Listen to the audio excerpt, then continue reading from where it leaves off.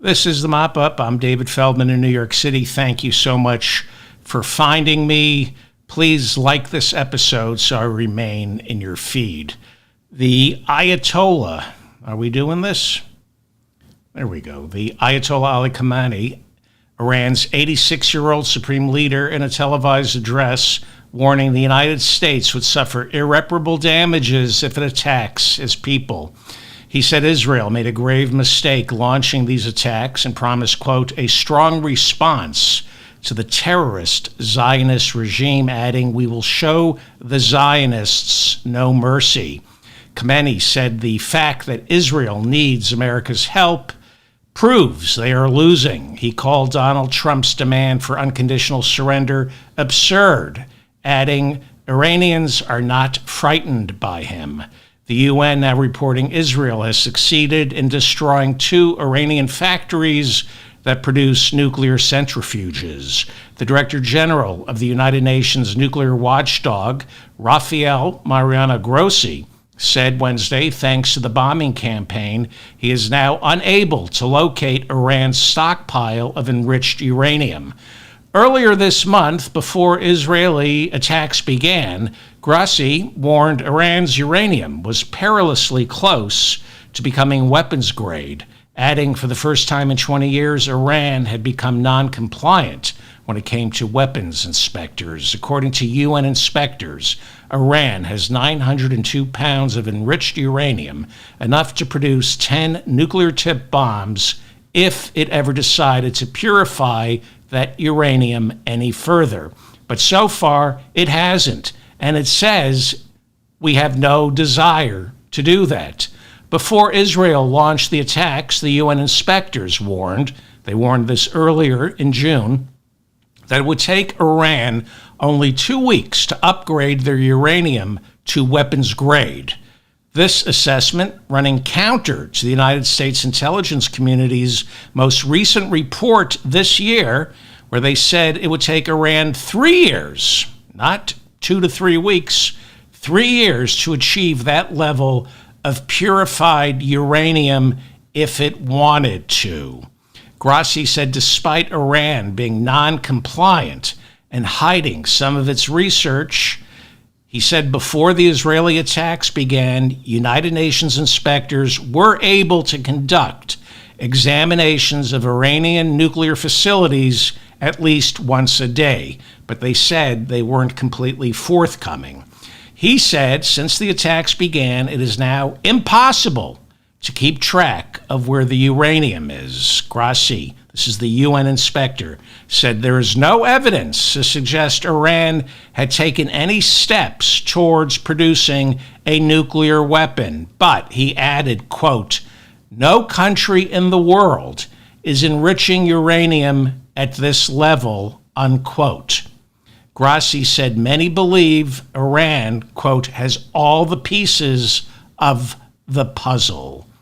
Desperate for a win, unable to negotiate tariffs or peace in Gaza or in Ukraine, Donald Trump is piggybacking atop Israeli Prime Minister Benjamin Netanyahu's seeming success. This looks successful now. We'll see.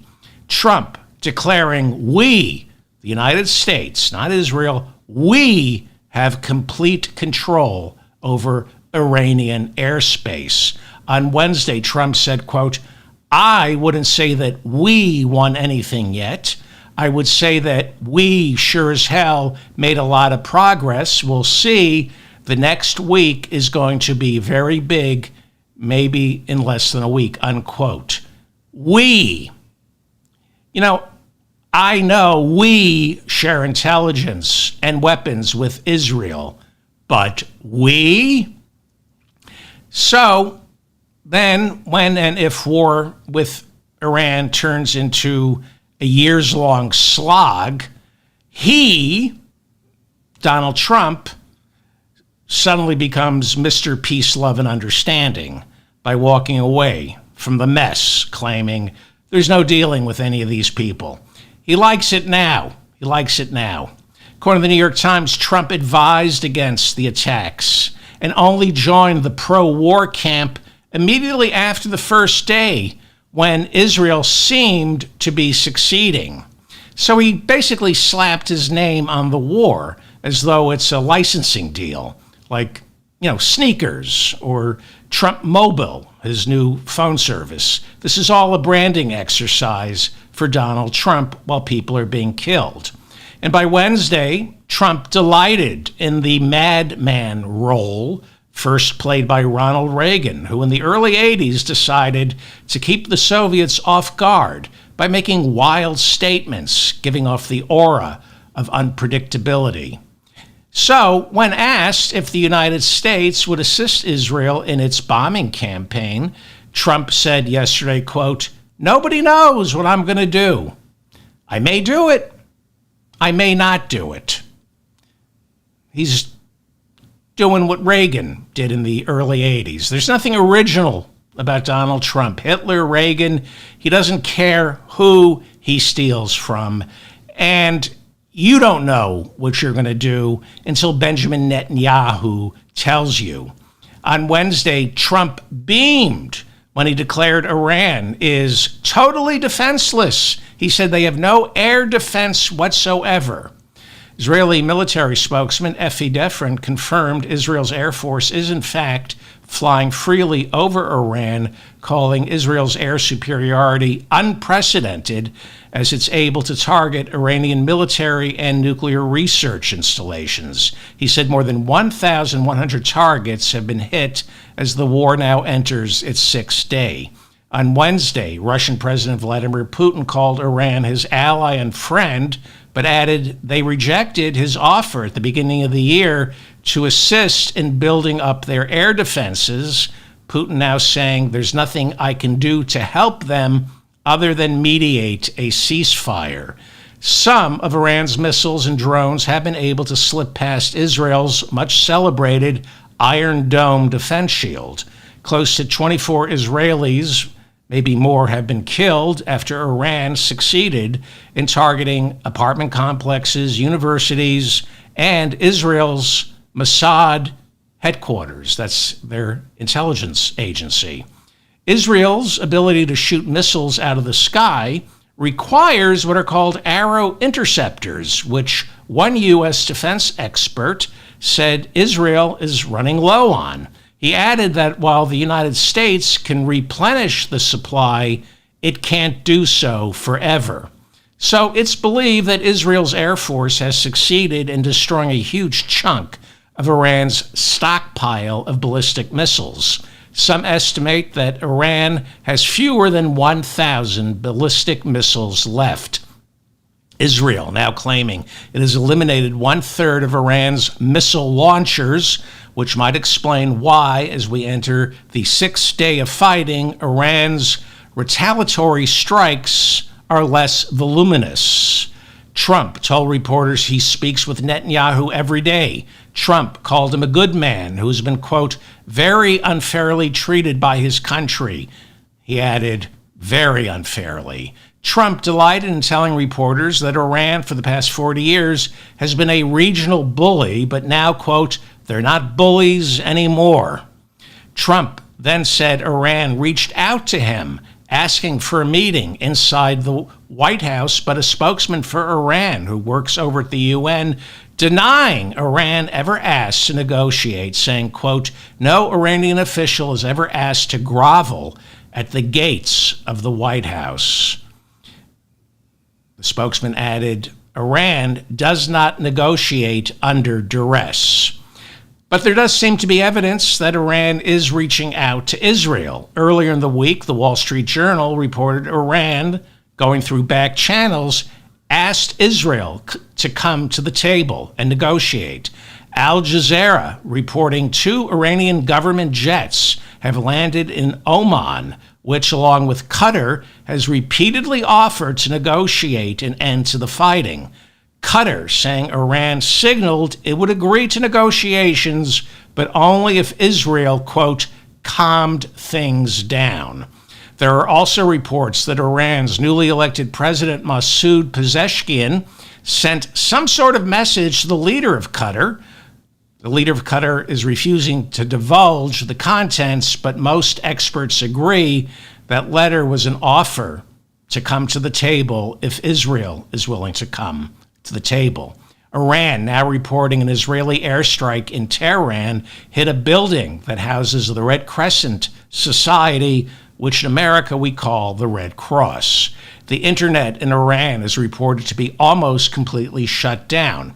At first, there were reports Israeli hackers were disrupting service, but then the Iranian government said they pulled the plug to protect their networks from further cyber attacks.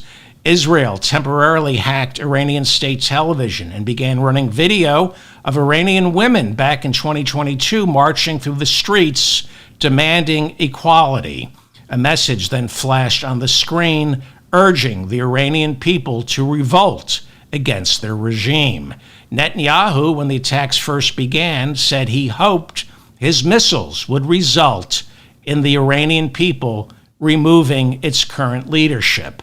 That's what he said when he launched his invasion of Gaza. He said more than a year and a half ago, this will precipitate an uprising and the Palestinians will overthrow Hamas. Usually what happens is people rally around the flag when they're being bombed. Iran confirms that 2 Iranian banks have been hit by cyber attacks. ATM machines are reportedly down in parts of Iran. There are also reports of money missing from some accounts. The Iranian government acknowledged that Israel's intelligence agency, Mossad, has a network of spies working inside their country, but arrests are being made. One Iranian man executed on Monday, accused of working for Mossad. Meanwhile, Israel now claiming its Air Force has taken out a building that houses Iran's internal security headquarters. This is the Mop-Up. I'm David Feldman in New York City. Thank you so much for finding me. Please share this episode with your friends. Well, according to the latest Economist YouGov poll, 60% of Americans say they don't want the United States military to assist Israel in its war on Iran. Only 16% of Americans say this country should get involved. On Monday, Virginia Democratic Senator Tim Kaine introduced a resolution requiring Trump to get congressional approval before committing troops to the Middle East, troops that would support Israel's bombing campaign inside Iran. Then on Tuesday, House Democrat Ro Khanna and House Republican Tom Massey introduced a similar resolution in the lower chamber, as Senator Bernie Sanders issued a statement saying the Constitution specifically states only Congress can declare war. Now, Kentucky Republican Senator Rand Paul on Wednesday saying Donald Trump must go before a joint session of Congress and ask for a war resolution if he wants to assist Israel in its bombing campaign. Senate Minority Leader Chuck Schumer is the highest-ranking Jew in the federal government. In March of last year, he took to the well of the Senate and called on the Israeli people to hold new elections and vote their Prime Minister Benjamin Netanyahu out of office. Schumer said, quote, "I believe that Prime Minister Netanyahu has lost his way by allowing his own political survival to take precedence over the best interests of Israel." Schumer went on to say Netanyahu has been too willing to tolerate the civilian toll in Gaza, which is pushing the international community to its breaking point and costing Israel support around the world.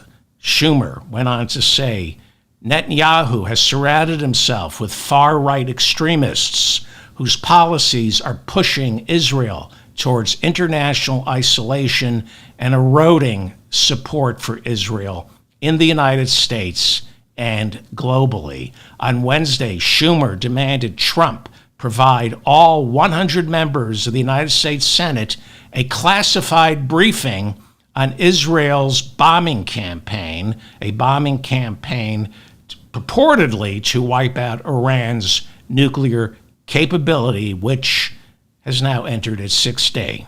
The bombing campaign is now 6 days old. Well, it is generally believed Iran's uranium stockpile, the stockpile that is closest to becoming weapons grade, is housed inside the Fordo fuel enrichment plant more than a mile inside a mountain near the holy city of Qom. Israel reportedly lacks the ordnance powerful enough to penetrate that deeply into the mountain, but the United States supposedly does with its 30,000-pound bunker-busting bomb, which can only be carried and then dropped by a B-2 stealth fighter, presumably piloted by an American. Some are saying Netanyahu is painting the incredibly naive and stupid Donald Trump into a corner by forcing him to drop the bunker buster, which may or may not succeed in taking out Iran's nuclear program. But it would succeed at making the United States complicit and thereby dragged into this war. And it's causing a major split within the Republican Party, a split between MAGA's America First isolationists like Tucker Carlson and Steve Bannon, who are attacking the neocons like Senators Ted Cruz and Senator Tom Cotton, possibly Secretary of State Marco Rubio, who all see this as an opportunity for regime change in Iran. But a regime change never goes well. Ted Cruz appeared on Tucker Carlson's podcast, where Tucker Carlson asked Ted Cruz, "What's the population of Iran?" Well, it's 90 million, but Ted Cruz said he doesn't know. And Cruz, not knowing the population of Iran, was used by Tucker Carlson as a cudgel to accuse Ted Cruz of not knowing enough about Iran to advocate for violent regime change. French President Emmanuel Macron signed a G7 statement this week accusing Iran of being the singular force of instability in the Middle East. Another statement stating Iran cannot get a nuclear bomb. But Macron, he signed those two statements, but he's also cautioning against those who see this as an opportunity for the violent overthrow of the theocracy currently in charge of Iran. French President Macron warning that regime change initiated by outside forces usually leads to the type of chaos we witnessed in Libya and Iraq. And who was behind that? The United States. Tulsi Gabbard, the director of national intelligence, served in Iraq as a field medical specialist. She's a lieutenant colonel in the Army National Guard. She also was a United States Congresswoman when she was a Democrat, and then she ran for the Democratic presidential nomination in 2020 as an isolationist, wanting to put an end to America's forever wars. But because President Biden got elected and his cabinet was made up of lobbyists for the military-industrial complex, and because the Democratic leadership supports a muscular approach to foreign policy, Gabbard saw an opening with the isolationists inside the MAGA movement. So she became a Republican because she was promised that Trump would abandon NATO, stay out of the Middle East through energy independence, and instead focus on fighting the enemy within. So, you might recall that as our new director of national intelligence, Tulsi Gabbard, testified before Congress twice this year that our nation's community of 18 separate spy agencies concluded this year that Iran abandoned its nuclear bomb program more than 20 years ago.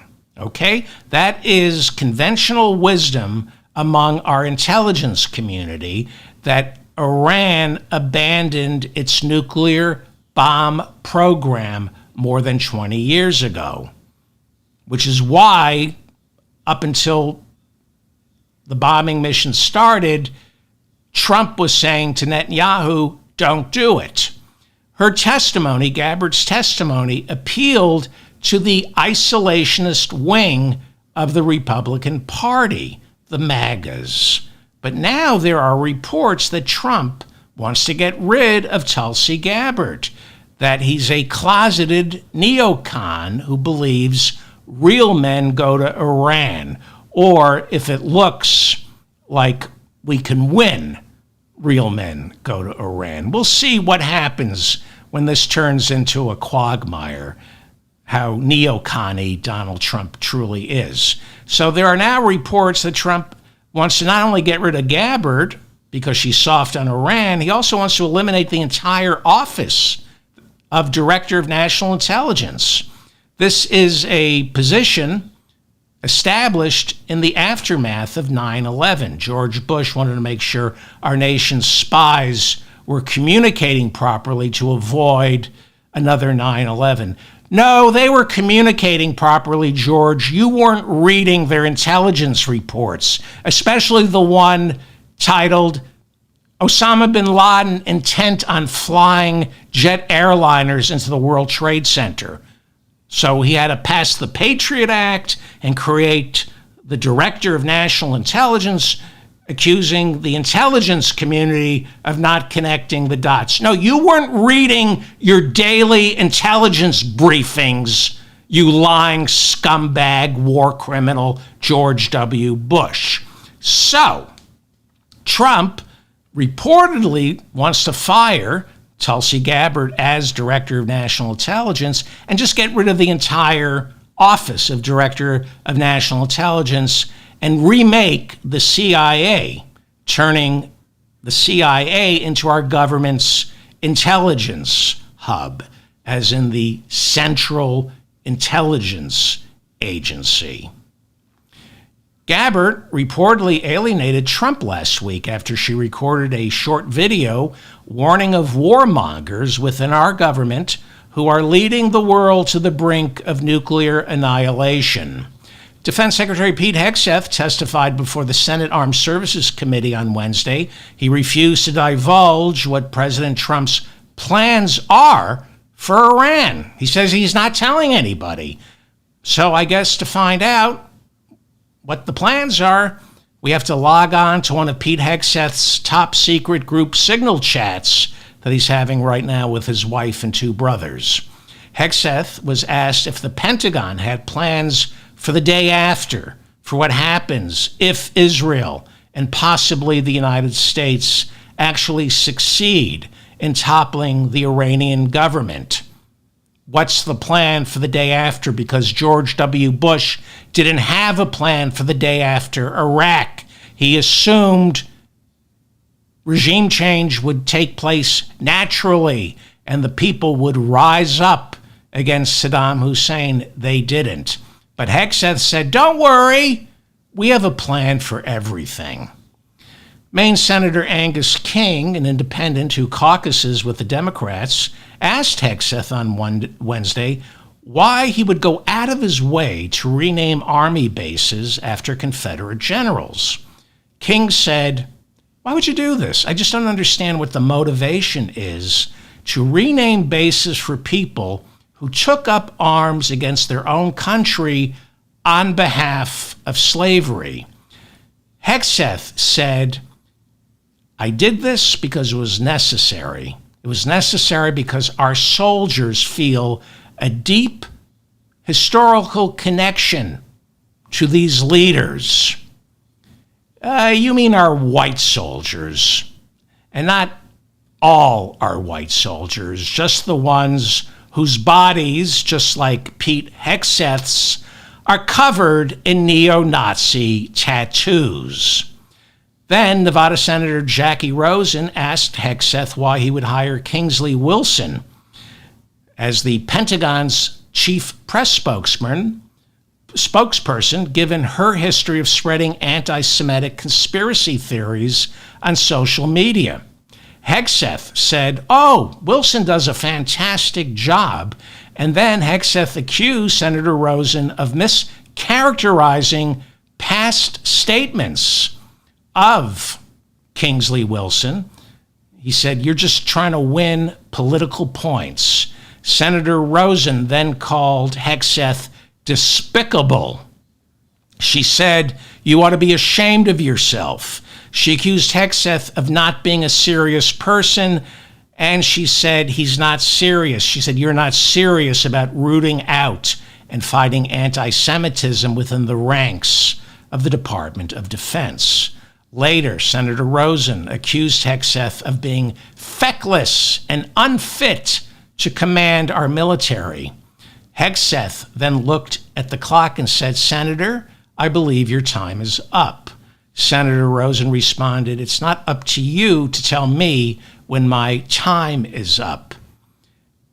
Hegseth smiled.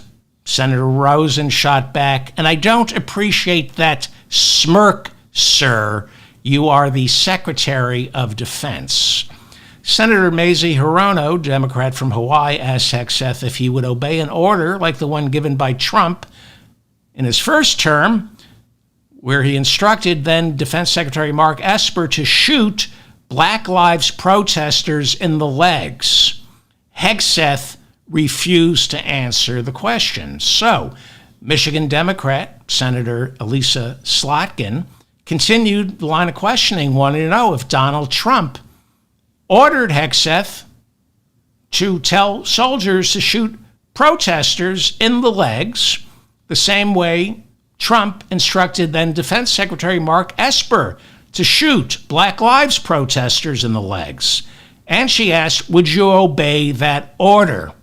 Hegseth responded, quote, "What evidence do you have that an order like that has ever been given by Donald Trump?" When told, Mark Esper, the former defense secretary who received the order, wrote about it in his 2022 book, A Sacred Oath.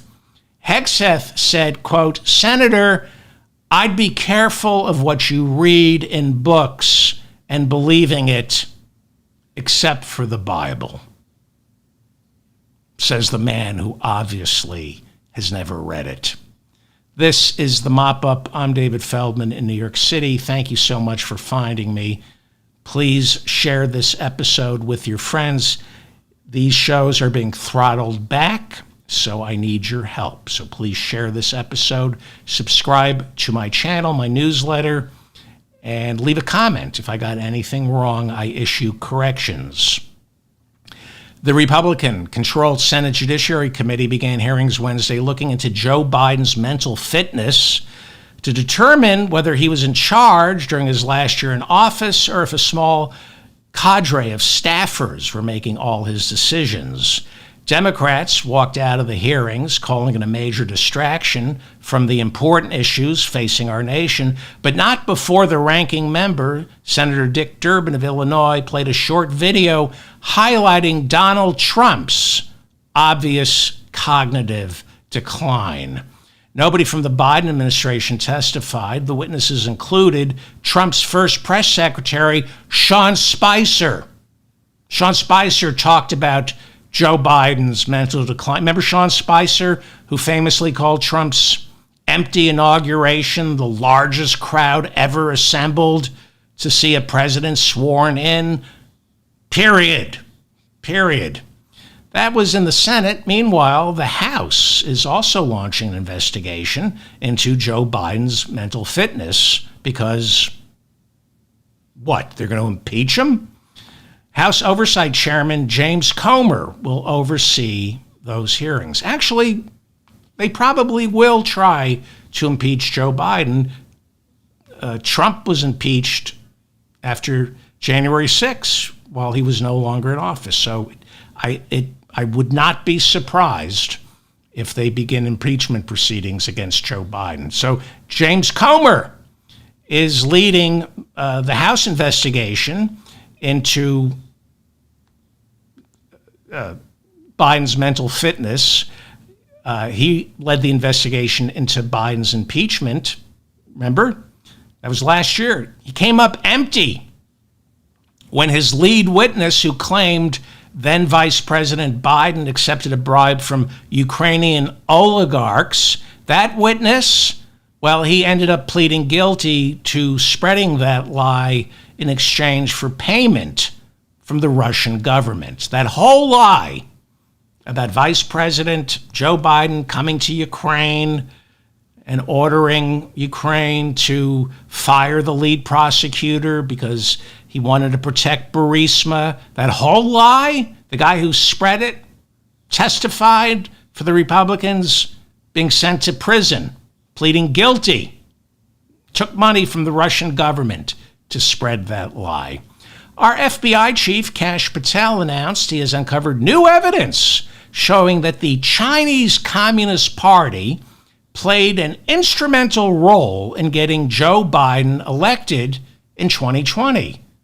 Wait, so you admit Joe Biden won? Are you sure you want to stick with that statement, Kash?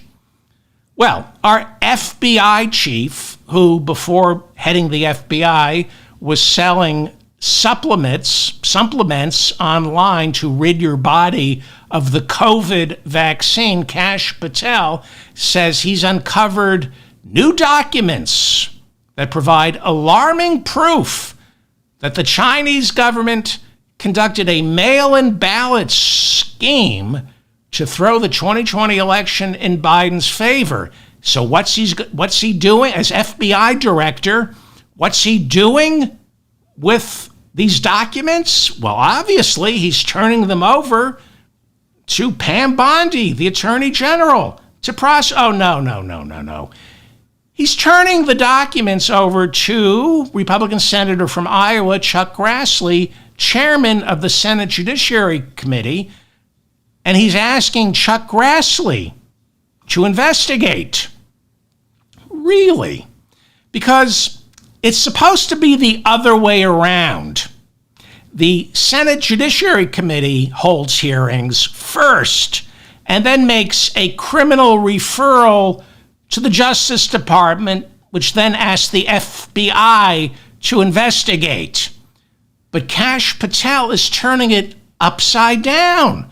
He wants the Senate Judiciary Committee to hold hearings to get to the bottom of this, instead of instructing his own FBI to get to the bottom of this. He wants public hearings instead of an FBI I wonder why.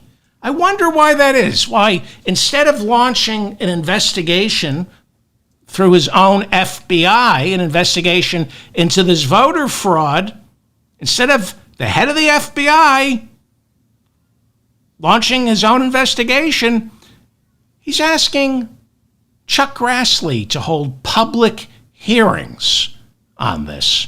Gee, I wonder why he would do something like that. I wonder what he thinks he's going to accomplish. Remember Jim Jordan, chairman of the House Judiciary Committee, election denier? Jim Jordan, who was on the phone all day with Donald Trump on January 6th. He spoke to Donald Trump before the insurrection and after the insurrection, and that's why he refused a subpoena from the January 6th committee. He also played a key role in the failed attempt last year to impeach Joe Biden, and you'll notice he's been kind of quiet lately. Nearly 2 years ago, he ran for speaker, lost, because Republicans who were on the fence weren't sure if they were going to vote for him. They didn't take too kindly to all the death threats made against them and their families while they were trying to figure out whether or not to vote for Jim Jordan for speaker. So they went with Mike Johnson. So where has Jim Jordan been? Well, he's got an outside project with HBO that he's starring in. It's called Surviving Ohio State. It premiered yesterday. It's a new documentary debuting on HBO, produced by George Clooney, and Jim Jordan's the star. Good for you, Jim Jordan. The documentary uncovers much of what I've talked about on this show incessantly. I've talked about, this is what the documentary is about, how when Jim Jordan was the assistant wrestling coach for Ohio State, he turned a blind eye and laughed as hundreds of the male wrestlers under his charge were sexually abused by the team physician, Dr. Richard Strauss. The charges are the wrestlers would come to Jim Jordan, whose locker was right next to Dr. Richard Strauss's. They used the same locker room. They showered together. And when the wrestlers would say, during Dr. Richard Strauss's examination of me, he blah, blah, blah, blah, Jim Jordan allegedly would say, well, that's Richard Strauss. That's the doctor. That's what he does. Several former Ohio State wrestlers, including Adam DiSabato, Mike DiSabato, and Jim Grote, are featured in this documentary, which includes their testimony that Jim Jordan was told repeatedly about the team physician sexually abusing his wrestlers, and he shrugged it off.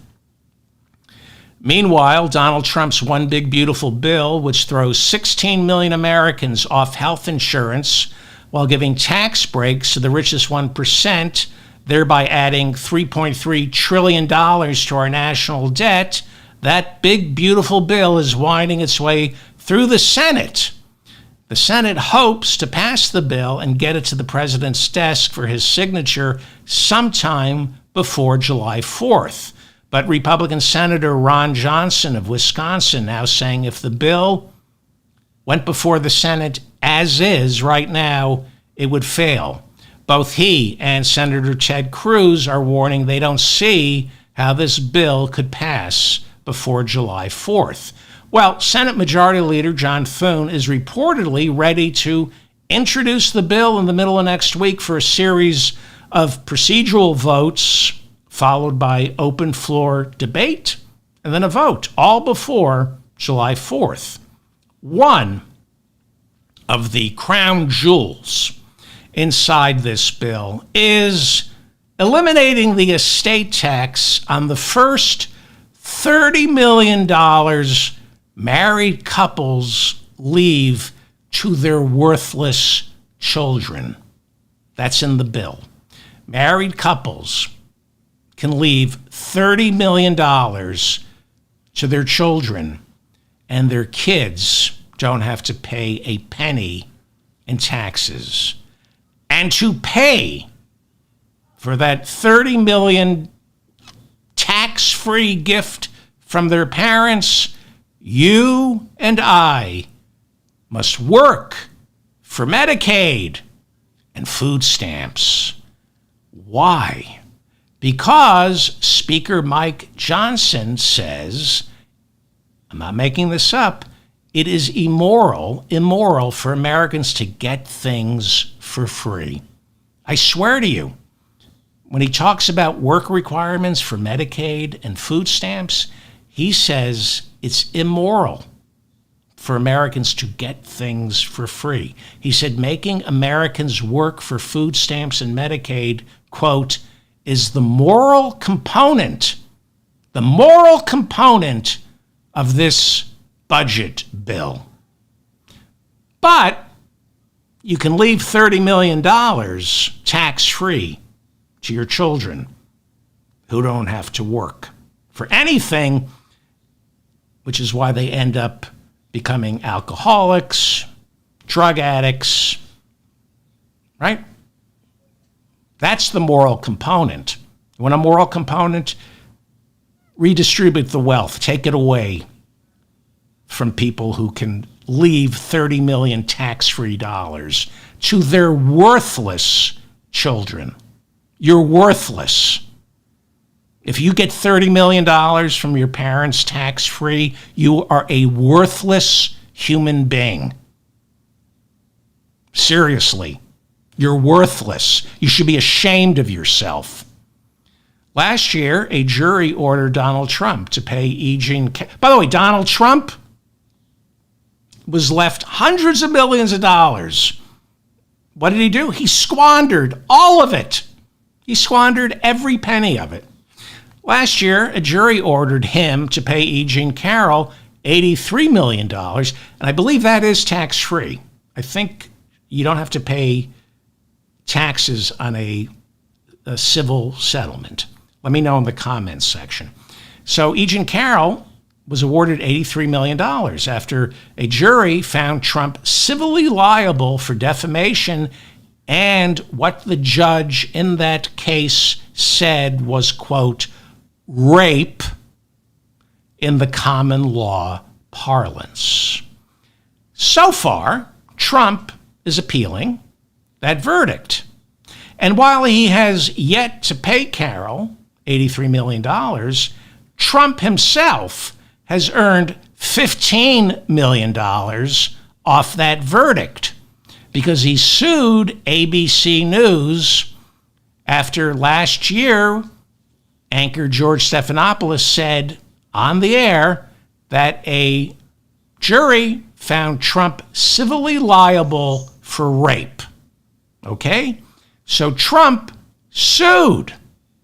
He insisted the jury found him civilly liable for sexual assault.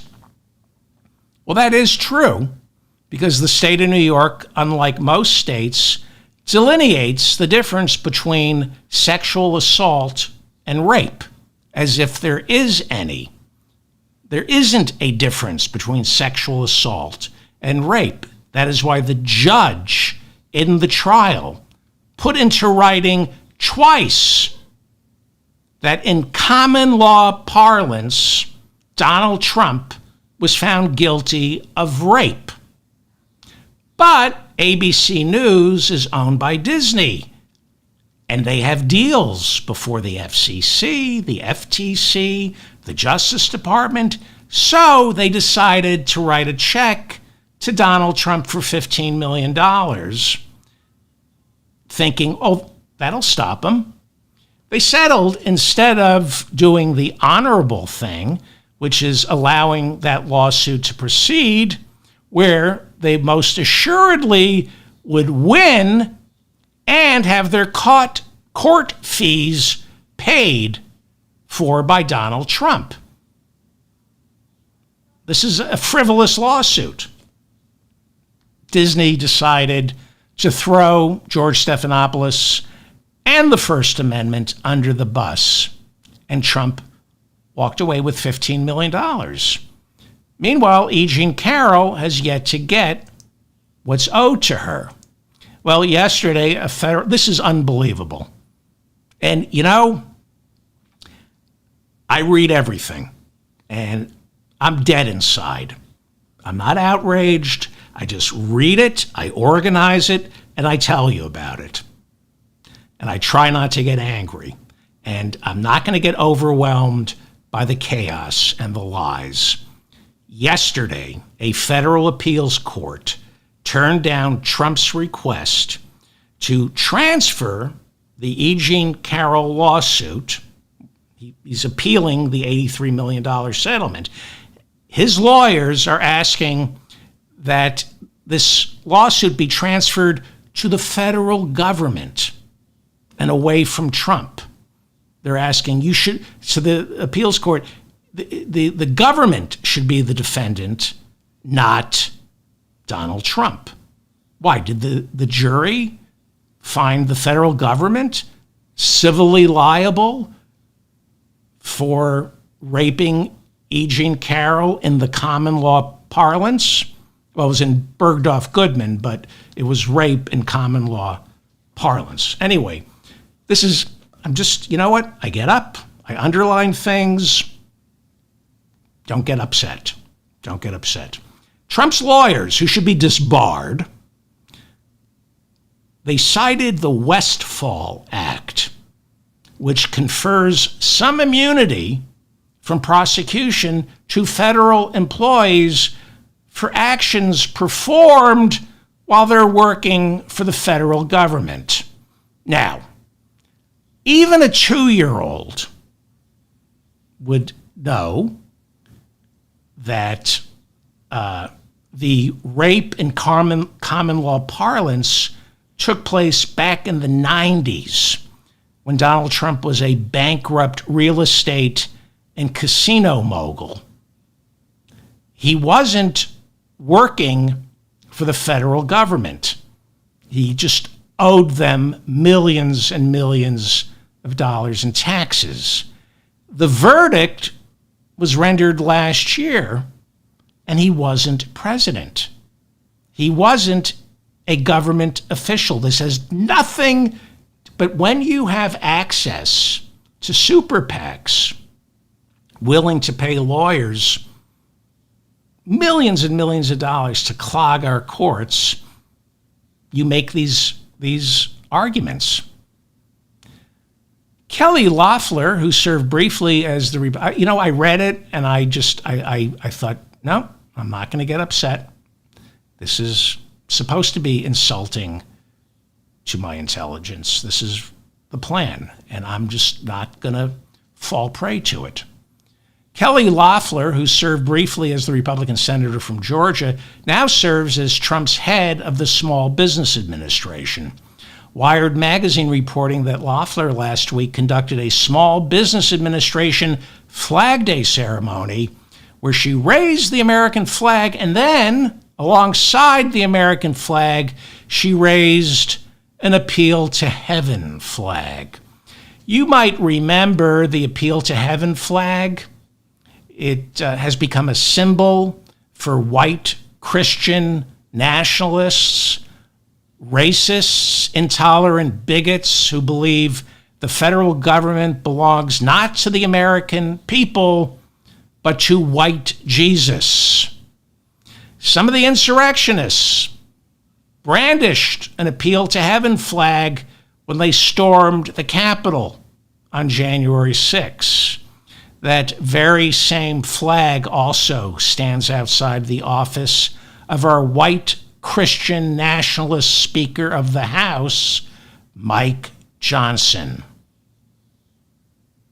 In a 5-4 ruling, the United States Supreme Court upheld Tennessee's ban on gender-affirming care for minors. In her dissent, Justice Sonia Sotomayor said this decision, quote, authorizes untold harm to transgender children and does irrevocable damage to the Equal Protection Clause. While several other red states have prohibited gender-affirming care for minors, this ruling is not seen as a nationwide ban. Saudi journalist Turki al-Jasser was executed on Saturday in Saudi Arabia after they found him guilty of high treason. Jasser was accused of hosting an anonymous Twitter account where, as a journalist, he reported on rampant corruption inside the Saudi royal family. Human rights activists say he was tortured, denied legal representation, and most likely beheaded. Spanish-language journalist Mario Guevara, who fled El Salvador 20 years ago and gained a huge social media following here in the United States, covering America's immigration policies, he is now being detained by ICE. Guevara was arrested in Georgia on Saturday, live streaming last week's protests. Georgia police charged him with unlawful assembly and obstructing officers of the law. He was held inside DeKalb County Jail down in Georgia, and he was about to be released on bond Tuesday until he was turned over to ICE, which is now attempting to deport him. You know how Republicans talk about, we're for the First Amendment. We're champions of free speech. Guevara's attorney, Giovanni Diaz, told reporters Guevara is legally authorized to be in the United States. He has a pending application for permanent residency. The Department of State has officially denied travel visas to former Panamanian President Martin Torrijos and presidential candidate Ricardo Lombana, thereby banning them from entering the United States. Both men claim this is retaliation for their criticism of Panama's current president. They criticized him for caving into pressure from Donald Trump earlier this year by severing ties with a Chinese contractor paid to administer one of the ports inside the Panama Canal. Right? You criticize, now we're banning people who criticize their own president, not even Trump. But it's all about the First Amendment. Homeland Security Secretary, white Christian nationalist, and puppy killer Kristi Noem was rushed to the hospital after doctors said she had an allergic reaction after touring a biohazard facility with Health and Human Services Director Bobby Kennedy Jr. I think Bobby Kennedy Jr. himself is a biohazard facility. Well, a spokeswoman for the Homeland Security Secretary said Noem is resting comfortably, and I'm not making this up, is alert. That's what they said. Kristi Noem is resting comfortably, and she is alert. Right, that's why her Louis Vuitton bag was stolen at Easter dinner. Kristi Noem got out of the hospital and said, "He make my balls hurt. Have to go do number 2, number 3, number 2, and number 1. Oh dear, lordy, lordy, lordy. I made a stinky. I'm going to need a mop and a fresh pair of undies. I knew I shouldn't have eaten that. Oh dear. I know this has nothing to do with what you're talking about, but you don't by any chance have any liquid skin. Please tell me you do. Please tell me you have some liquid skin. I'm going to need a Q-tip, a bowl gag, 3 speculums, and a breath mint. Stat. In answer to your question, if it's a buck, remove the testicles. If it's a doe, remove the udder. Protect yourself from potential bacteria and contaminations by wearing disposable gloves throughout the entire conversation. I suggest using activated charcoal along with 2 scoops of baking soda and an odor neutralizing spray. If the stench still lingers, it might be time to spring for a new love doll." That's how I cope. That's what I do to cope. I have rage. You have to harness your rage. I know nobody likes that. I know nobody likes what I just did. But it's how I cope. I'm David Feldman, reminding you to stay strong and protect the weak. Thank you so much for listening. I'm going to try to do another show tomorrow as I harness my rage and my anger. Please like this episode so I remain in your feed. Thank you to Bob and Mila in the chat room for keeping the conversation civil. This, by the way, is an audio podcast. If a lot of people forget that, this is an audio podcast, so download it wherever you get your podcasts. Please leave a comment. If I made a mistake, I will issue a correction. Is that it? Yeah, I think that's it. Share this episode with your friends because, well, I should have cleaned my desk. Look how messy my desk is. Okay. That's it. Thank you for putting up with my rage. I'm very angry. It's good to be angry. It's good to be angry. Be angry. Just channel it into something productive.